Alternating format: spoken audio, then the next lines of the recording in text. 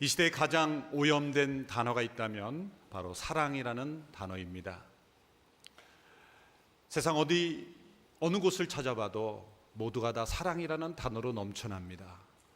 노래는 물론이거니와 드라마, 영화, 문학 모든 곳에서 사랑이라는 단어가 홍수처럼 범람하고 있습니다. 홍수가 나면 곳곳에 물이 넘쳐나지만 홍수 때 가장 필요한 것은 먹을 수 있는 깨끗한 물인 것처럼 오늘 이 시대에 사랑의 홍수가 되어 있는 이 시대에 가장 필요한 것은 진정한 사랑입니다. 요즘 이 시대는 하나님이 당신을 사랑합니다 라고 말해도 놀라지도 않고 또 그 사랑을 나름대로 이해하기 때문에 잘못 받아들입니다. 오염된 사랑으로 생각하기 때문이죠. 왜 사랑이라는 단어가 이렇게 오염됐을까요? 그 사랑에서 거룩을 빼고 공의를 뺐고 그리고 진리를 빼버렸기 때문입니다. 하나님은 사랑이십니다. 그러나 하나님은 또한 거룩하신 분이십니다. 하나님의 성품 중에 가장 좋아하는 성품을 꼽으라고 한다면 모두가 다 사랑을 꼽을 겁니다. 나는 하나님의 거룩을 좋아합니다. 난 하나님의 공의를 좋아합니다 라고 하시는 분은 많지 않을 겁니다. 그러다 보니까 우리는 하나님의 거룩, 하나님의 공의를 사랑보다 못한 개념처럼 그렇게 생각할 때가 있습니다. 그렇지 않습니다. 하나님은 사랑이시며 동시에 정확하게 동일하게 하나님은 거룩하십니다. 만약 그렇지 않다면 십자가는 필요하지 않았을 것입니다. 하나님의 사랑이 하나님의 거룩보다 조금 더 많다면 십자가는 필요하지 않았을 것입니다. 정확하게 하나님은 사랑이시며 동시에 하나님은 거룩하신 것입니다. 우리가 그것이 이해되지 않는 것은 우리 문제입니다. 하나님께는 전혀 문제가 없습니다. 하나님께는 100% 사랑하시며 동시에 하나님은 100% 거룩하십니다. 하나님은 완전하게 그 두 가지가 조화될 수 있는 분이죠. 그래서 십자가가 생긴 것입니다. 세상을 사랑하시되 세상을 거룩하게 심판하시는 하나님에게 십자가가 필요했던 것입니다. 예수님은 모든 사람들을 있는 그대로 받아들여 주셨습니다. 그러나 무분별하게 받아들이지는 않으셨습니다. 하나님의 사랑은 무조건적인 사랑입니다. 그러나 무분별한 사랑은 아닙니다. 무조건적과 무분별하다는 것은 다른 것이죠. 하나님의 사랑은 악을 그대로 묵인하고 용납하는 그런 사랑이 아닙니다. 하나님의 사랑은 악을 제거하고 악을 심판하는 사랑인 것입니다. 오늘 우리가 읽은 이 환상, 이 스가랴 5장에는 두 개의 환상이 나옵니다. 6번째, 7번째 환상이 등장합니다. 지금 5번째까지의 환상에서 하나님께서는 이스라엘 백성들을 격려하고 위로하고 회복을 약속하시는 말씀을 주셨습니다. 그런데 오늘 본문에 보면 분위기가 바뀌었습니다. 6번째, 7번째 이 환상은 하나님께서 악을 심판하시고 악을 제거하시는 내용입니다. 분위기가 바뀐 것이죠. 지금까지 하나님께서는 예루살렘에 다시 돌아오시겠다. 그리고 그 예루살렘을 보호하시고 눈동자처럼 지키시고 불성벽으로 지켜주신다는 약속을 주셨습니다. 그런데 오늘 나타난 이 두 개의 환상에서는 하나님은 그 백성일지라도 하나님의 백성일지라도 그 백성 가운데 있는 악을 심판하시겠다라고 하나님은 경고하고 계시는 것입니다. 그래서 하나님은 진정 사랑의 하나님이십니다. 만일 악을 벌하시지 않는 사랑이라면 진정 사랑이 아니죠. 하나님께서 악을 저주하지 않으시면 하나님은 선하신 하나님이 아닌 것입니다. 지옥이 없다면 천국도 없는 것입니다. 지옥을 제대로 믿지 않으면 천국도 믿지 않는 것입니다. 처음 5가지 환상은 예루살렘에 하나님이 임하실 것에 대해서 말씀하고 있습니다. 자, 하나님이 예루살렘에 임하신다면 예루살렘에서 떠나야 되는 것입니다. 제거해야 되는 것이 있습니다. 바로 악입니다. 우리가 예배 가운데 나갈 때 사랑의 하나님이 우리 가운데 임하시기 위해서는 우리 안에 있는 죄와 악이 떠나야 하나님이 임재하실 수가 있는 거죠. 그래서 우리는 십자가를 붙잡고 예배 가운데 나가야 되는 겁니다. 십자가 없이 우리가 나가면 하나님 우리 가운데 임재하실 수가 없어요. 십자가로 우리의 죄악을 못 받고 하나님 앞에 나갈 때만 하나님의 사랑이, 하나님의 거룩하심이 우리 가운데 임할 수가 있는 것이죠. 오늘 우리가 함께 읽은 여섯 번째 환상, 일곱 번째 환상의 내용은 서로 연결되어 있습니다. 그래서 함께 살펴보는 것이 중요합니다. 여섯 번째 환상은 날아다니는 두루마리 환상입니다. 스가랴가 눈을 들어보니 두루마리, 그 당시에 사람들은 종이책이 없었기 때문에 파피루스나 그런 동물의 가죽 같은 것을 가지고 이렇게 둘둘 말려서 또 나무를 말려서 만든 그러한 것들을 두루마리로 만들었죠.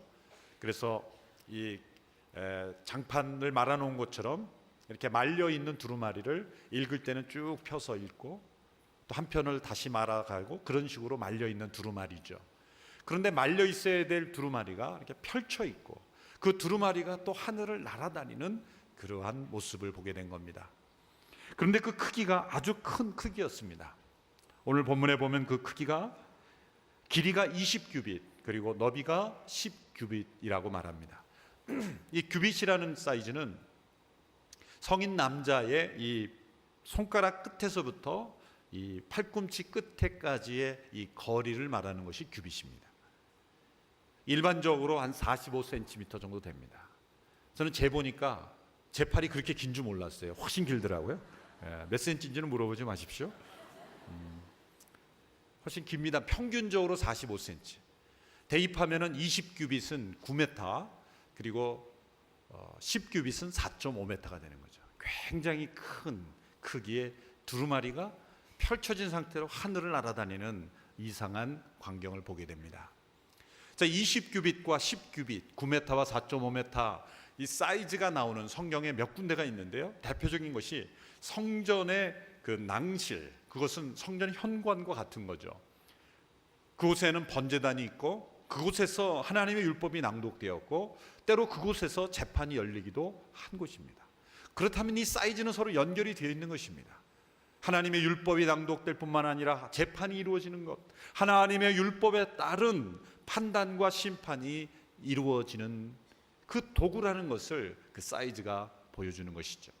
물론 너무 크기 때문에 어디에서든지 볼 수가 있고 그 내용도 다 읽을 수 있게 하는 것도 되지만 이것은 성전과도 관련이 있었다는 거죠. 이 두루마리가 저주하는 도구로 나타나는 것은 하나님의 율법에 복도 약속되어 있지만 저주도 약속되어 있는데 이 저주를 실행하는 두루마리가 되었다는 거죠. 율법에 보면 하나님의 율법에 순종하면 축복이요 또 불순종하면 저주라는 내용들이 여러 곳에 나옵니다. 그것을 압축해 놓은 것이 신명기 28장입니다. 신명기 28장을 보면 68구절이 되는데요. 집에 가서 한번 읽어보십시오. 저희 어렸을 때 장로님들이 대표기도 할 때 이 순종할 때 받는 복을 아주 절절히 암송하시면서 기도에 인용해서 얼마나 많은 은혜가 받는지 몰라요. 여러분도 아마 들어보셨을 거예요. 들어와도 복을 받고 나가도 복을 받고, 그렇죠? 또 머리가 되고 꼬리가 되지 아니하고 성 안에서도 복을 받고 들판에서도 복을 받고 항상 위에만 있고 아래는 있지 않고. 그럴 때마다 얼마나 참 제가 어렸을 때인데도 그 장로님만 기도하면 기대가 돼요. 항상 꼬리가 되지 않고 머리가 된다 그러고 들어와도 복을 받고 나가도 복을 받고 얼마나 신이 나는지 몰라요. 근데 제가 자라면서 신명기 18장을 읽으면서 여기에 있구나 그걸 발견하게 됐는데 놀라운 것은 그 뒷부분에 보니까 저주가 또 있더라고요. 저주가 정반대예요. 들어와도 저주를 받고 나가도 저주를 받고. 근데 그렇게 기도할 수는 없죠. 성 안에서도 저주를 받고 집에서도 저주를 받고 머리가 되지 않고 항상 꼬리가 되고. 근데 구절수를 계산해 보니까 68구절 중에서 축복이 14구절이고요 54구절이 전부 저주예요. 그럼 하나님이 저주하기를 기뻐하신다는 겁니까? 아니죠. 그것은 우리가 복받을 일을 할 가능성보다는 저주받을 가능성이 더 많은 삶을 살 수 있다는 경고 때문에 더 분량을 많게 합니다. 근데 우리는 14절까지 복만 쫙 받으려고 그러고 저주에 관한 경고를 들으면 듣기 싫어 그러고 지나가 버립니다.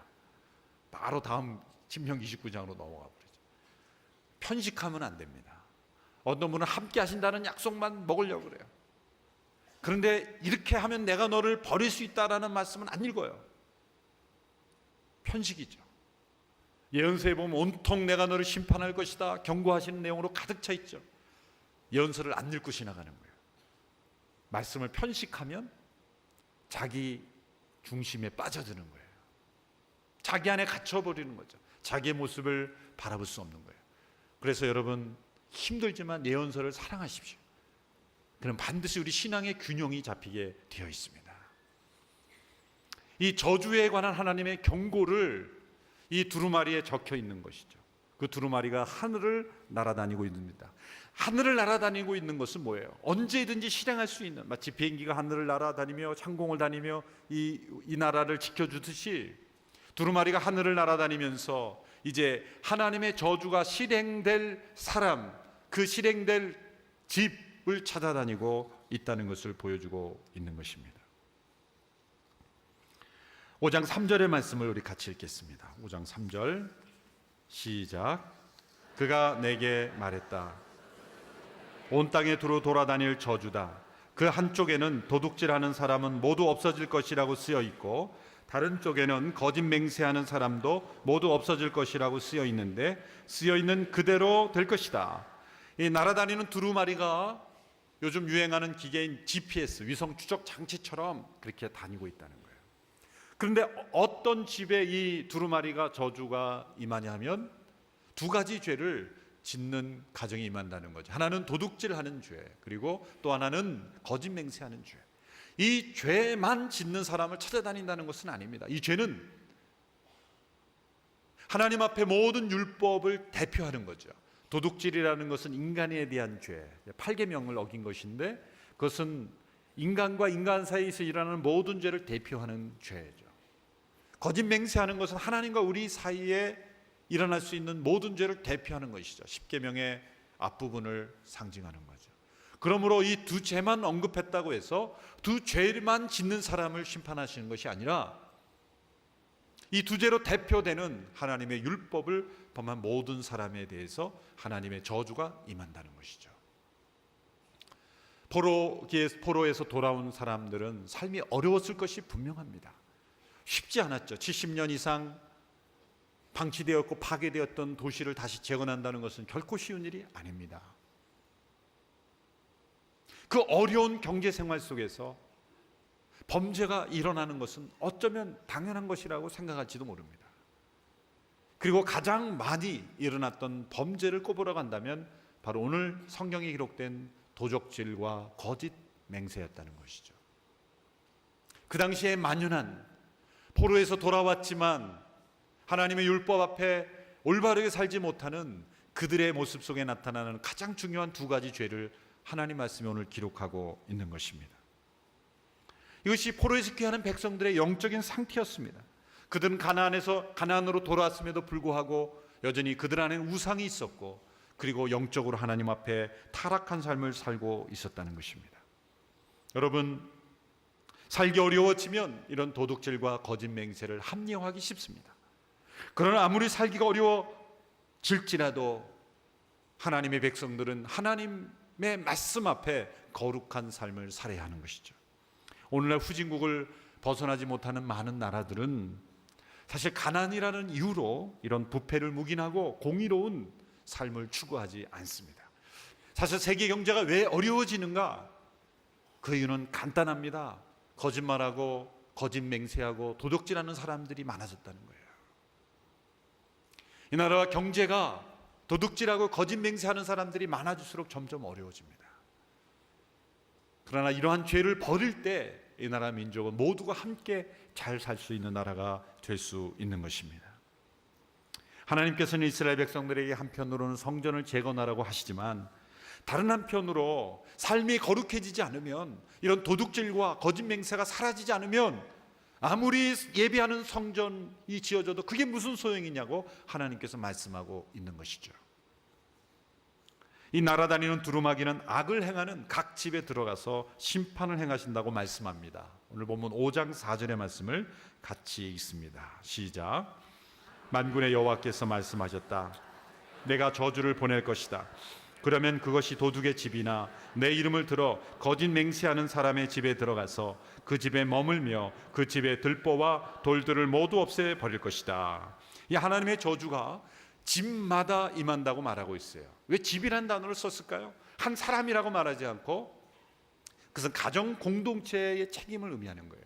가족 중에 한 사람의 이러한 거짓, 심판받을 만한 일을 할 경우에 가족 전체가 고통을 받을 수 있다는 거죠. 마치 출애굽 때 그 하나님의 심판이 가정마다 집마다 임했던 것처럼 집 단위로 하나님께서 이 나르는 두루마리가 심판할 것이다. 근데 그 집에 잠깐 지나가는 것이 아니라 머문다라고 말했어요. 지나가는 것이 아니라 머문다. 언제까지 머무느냐? 오늘 본문에 보면 들보까지, 돌들까지 다 없어질 때까지 머문다. 철저하게 심판하신다는 거예요. 대개 쓰나미가 오고 태풍이 와도 남아있는 것은 이 주춧돌은 남아있어요. 들보는 남아있어요. 화재가 내도 이 기초석은 남아있게 마련이에요. 그런데 그 돌들과 들보까지 다 제거될 때까지 하나님이 심판하실 것이다. 얼마나 무서운 하나님의 경고입니까? 왜 또 집입니까?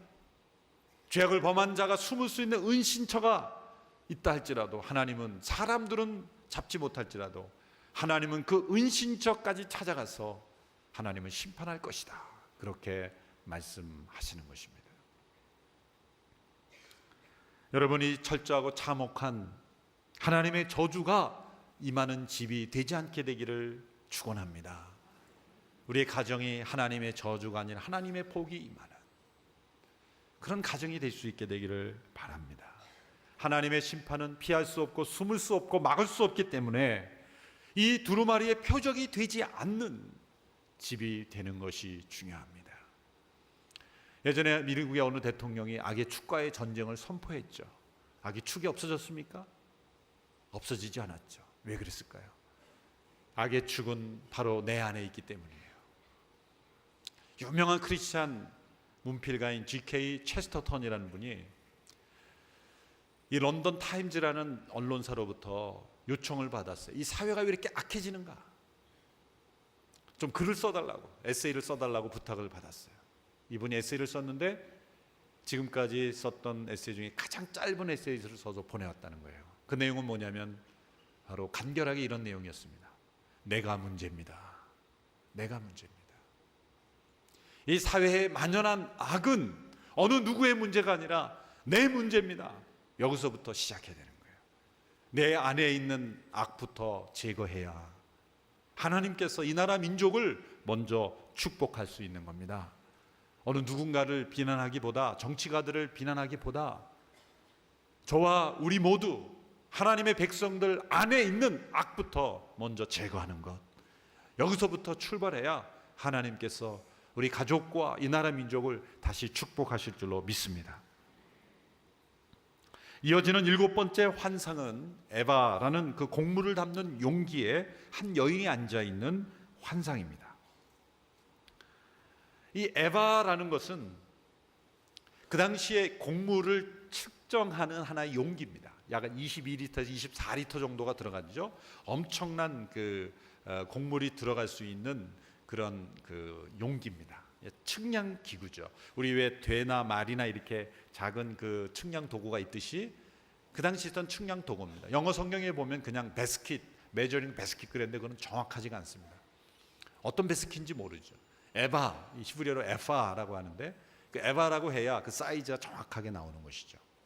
근데 그 에바에는 곡물이 들어가 있어야 되는데 한 여인이 들어가 있는 거예요. 이게 충격적이죠. 두루마리가 말려져 있어야 되는데 하늘을 날아다니는 거하고 똑같은 거죠. 왜 에바가 이 환상에 이어서 등장했을까? 그것은 첫 번째 우리가 6번째 본 환상과 관련이 있는 것이죠. 그 당시에 백성들 가운데 만연해 있던 죄는 무엇이라고 했습니까? 거짓과 도둑질. 그러면 사람들이 어떤 방법으로 가장 많은 도적질과 거짓을 행했을까요? 바로 이 에바를 축소시키는 거예요. 아모스 선지자의 글을 보면은 그 당시에 많은 사람들이 에바를 축소시켜서 더 많은 것을 도적질했다는 거죠. 미가서 6장에도 보면 너희들이 언제까지 정직하지 못한 에바를 사용하겠느냐 그렇게 책망하시는 내용이 많아요. 잠언에도 보면 하나님은 일관되지 않는 그리고 정직하지 않는 에바는 하나님께서 가증히 여기신다 그렇게 말했습니다. 그 당시에 있던 상거래 비즈니스에 있어서 그 에바를 축소시킴으로써 적게 주고 많이 얻는 도적질. 흔히 장사를 하면서 서로 주고받는 거래 가격을 서로 믿지 않는 거죠.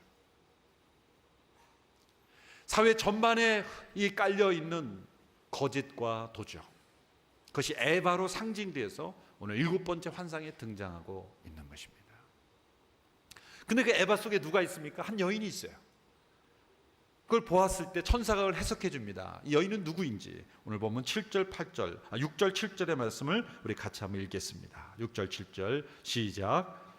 내가 물었다. 이것이 무엇입니까? 천사가 대답했다. 나온 것은 에바다.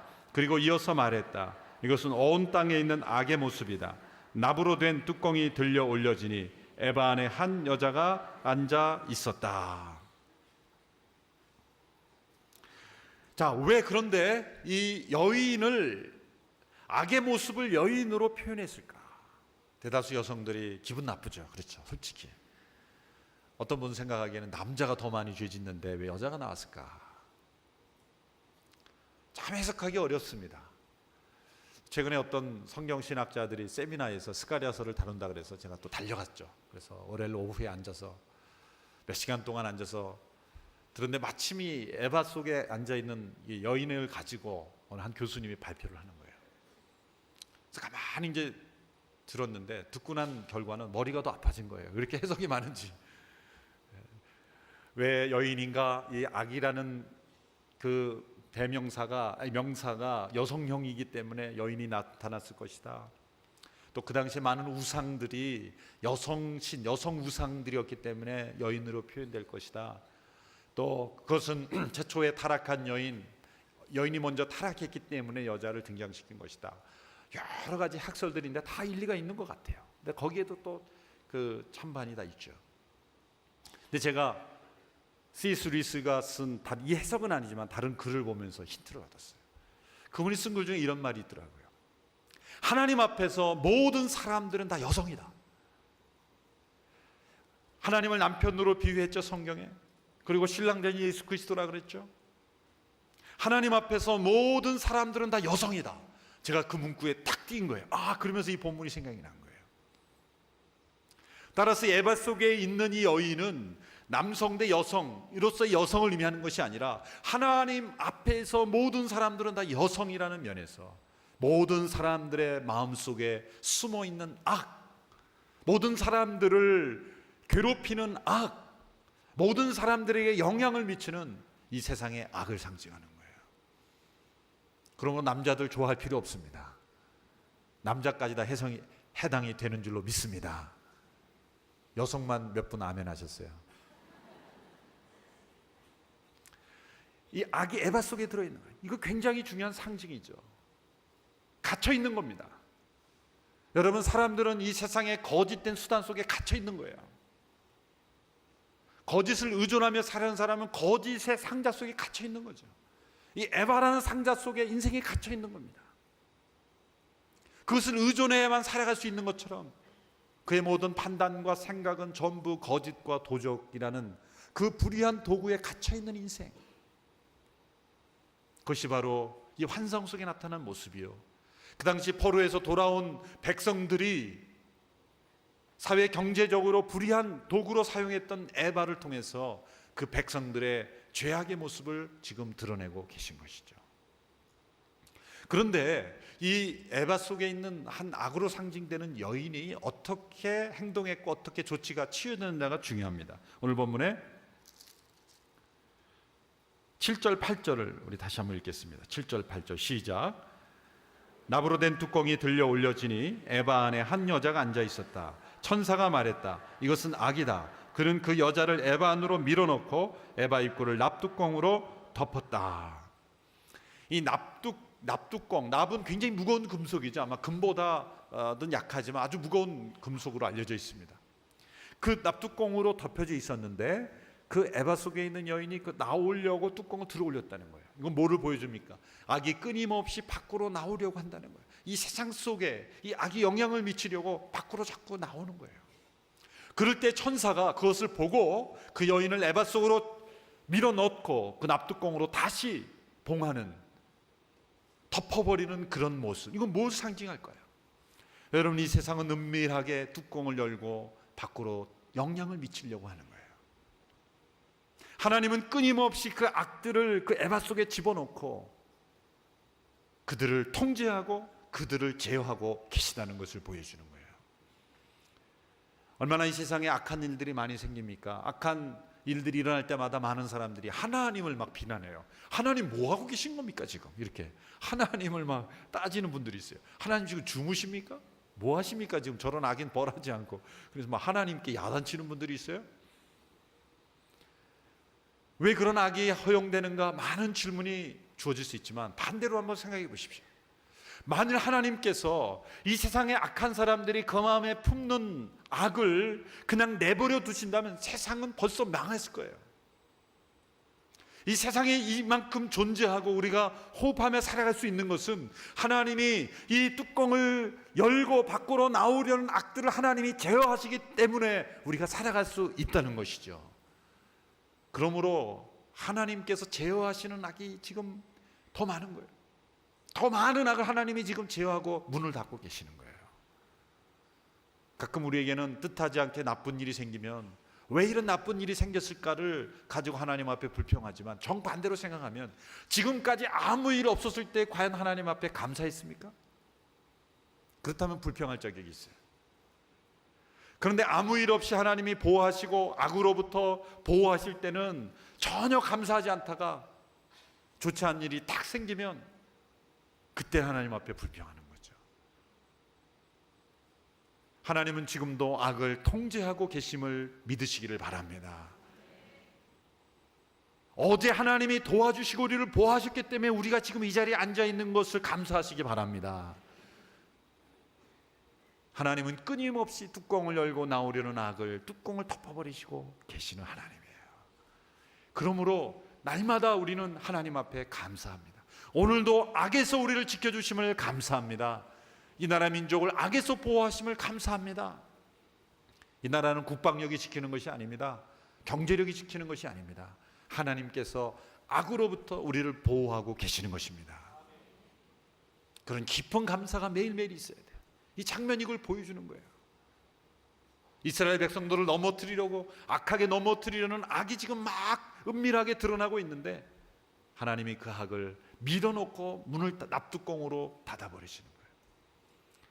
거기서 끝나는 것이 아닙니다. 하나님은 그 에바 속의 여인을 집어넣고 그 에바 자체를 신할 땅으로 옮겨버리신다고 말씀하십니다. 9절에서 11절까지의 말씀을 우리 같이 읽겠습니다. 시작.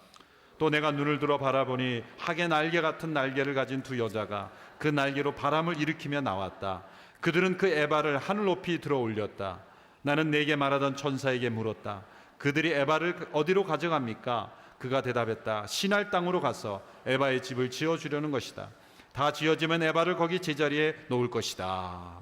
학의 날개 같은 날개를 가진 두 여인이 그 에바를 들고 멀리 날아가서, 학이 등장한 것은 학이 아마 높이, 그러니까 멀리 날 수 있는 그런 새이기 때문에 그렇게 등장시킨 것 같아요. 이 신비한 하나님의 천사들이 이 에바를 들고 멀리, 그런데 그 목표가 어디? 신할 땅이에요. 신할 땅은 바벨론 땅입니다. 거기에서 바벨탑이 쌓아져서 하나님의 심판을 받은 땅입니다. 이 신할 땅, 바벨론 땅은 하나님의 최후의 심판이 임할 곳으로 상징되는 곳입니다. 하나님이 악을 봉하셔서 그 악을, 최후의 심판이 있는 곳까지 하나님이 옮겨버리신다는 거예요. 이 마지막에 있을 최후의 심판을 기다리는 장소로 하나님이 악을 보내신다는 거예요. 근데 문제는 어디에 있습니까? 이렇게 악이 납뚜껑을 열고 멀리 나오려고 할 때 그 악을 보려고, 그 악을 행하려고 그 에바의 속에 들어가는 사람이 있어서는 안 된다는 거예요. 우리가 살고 있는 삶 속에서 우리가 취급하는 그런 삶의 도구에서 그것이 무엇이든 그걸 에바라고 하십시오. 그 에바 속에 악이 숨어 있지 않아야 돼요. 그 에바가 깨끗해야 되는 것입니다. 그 에바를 기웃거리고 그 에바 속에 들어가게 될 때, 하나님이 그 에바를 신할 땅으로 옮겨버리게 될 때 같이 딸려 들어가지 말아야 된다는 거예요. 그래서 십자가를 우리에게 보내신 거예요.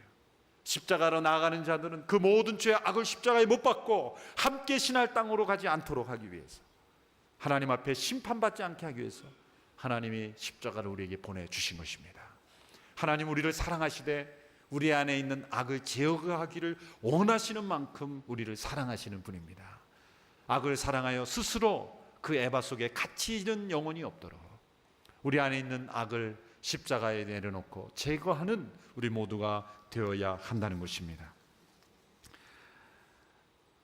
하나님은 우리를 사랑하십니다.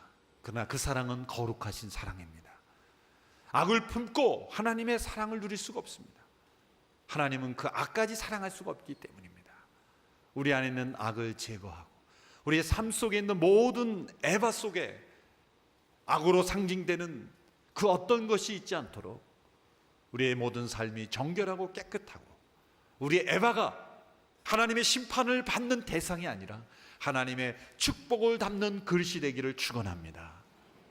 그래서 우리 에바 속에는 늘 나눔이 있고 사랑이 있고 섬김이 있고 하나님의 축복이 가득하는 신명기 28장에 약속한 그 축복이 임하는 에바가 되도록 우리의 삶을 거룩하고 정결하게 만들어 나가는 귀한 시간이 되기를 주님의 이름으로 축원합니다.